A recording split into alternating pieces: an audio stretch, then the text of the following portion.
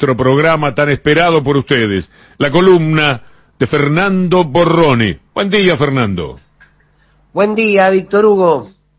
Bueno, a partir del anuncio que dio ayer el Ministerio de Economía de la Nación, no hay dudas que el gobierno de Alberto Fernández ha puesto en marcha una nueva etapa de su gestión. Las medidas económicas anunciadas, que por supuesto buscan recuperar nuestra economía, equilibrarla previamente, es un escenario que luego de 10 meses de haber asumido este gobierno, genera una expectativa concreta y real. ¿Por qué? Porque estos 10 meses fueron casi de una gestión única e inequívoca para evitar que la pandemia haga lo que lamentablemente está haciendo de igual manera, pero que sin embargo la gestión del gobierno nacional hizo que no sea peor aún. Pero, decía, es, si se quiere, la primera planificación concreta de cara al futuro conocido por la sociedad toda en términos económicos, para salir de este desastre en el que nos dejó el gobierno de Mauricio Macri de la mano de un sector del empresariado argentino y del monopolio Clarín.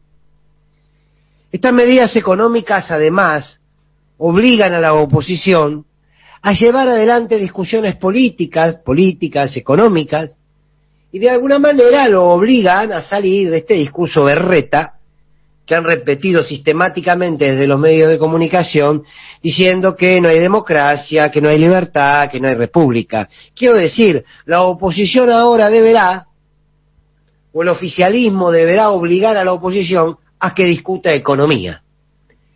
Cosa que les va a ser muy difícil hablar. Por supuesto que pudor no tienen para decir básicamente nada. Sin embargo, es muy difícil poder encontrar que los dirigentes de la oposición puedan argumentar algo en términos de lo económico después de precisamente el desastre que han hecho con nuestro país. Por lo tanto, el escenario de la discusión política debiera ser otro en la Argentina, porque las medidas del gobierno nacional hablan de la industria, porque las medidas del gobierno nacional hablan de la desocupación, hablan de las exportaciones, hablan del campo, hablan precisamente de aquellos que van a ahorrar pero en pesos. Hay una política económica que en todo caso, si quieren oponerse, van a tener que argumentar economía. Digo, primera instancia de un escenario que deberá cambiar y que el oficialismo deberá empujar a la oposición para que discuta en ese terreno. Discutamos lo que le interesa hoy a la gente, una economía que debe empezar a crecer porque 18 millones y medio de argentinos y argentinas son pobres.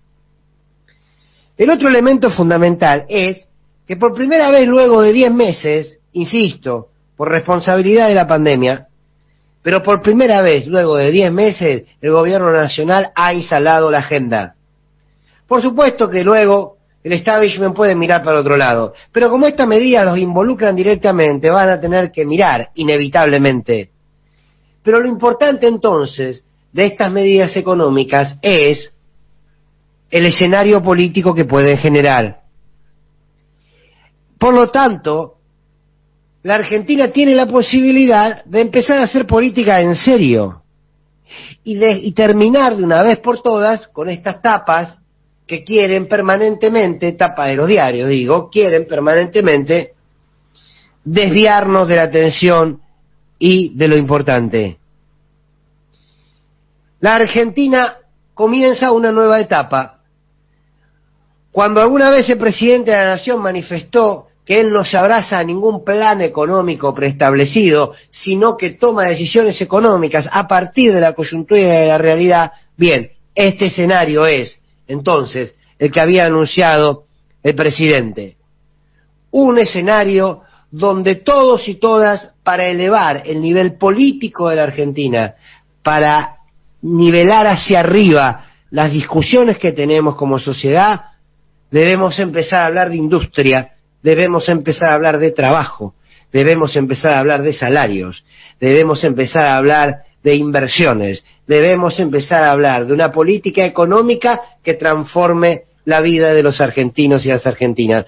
Ojalá asumamos ese compromiso colectivamente para enterrar definitivamente a los voceros del odio, o al menos, si no es para siempre, hacerlos callar por un buen tiempo y decirles, señores, hagan silencio, que hay un país trabajando. La columna de Fernando Borroni.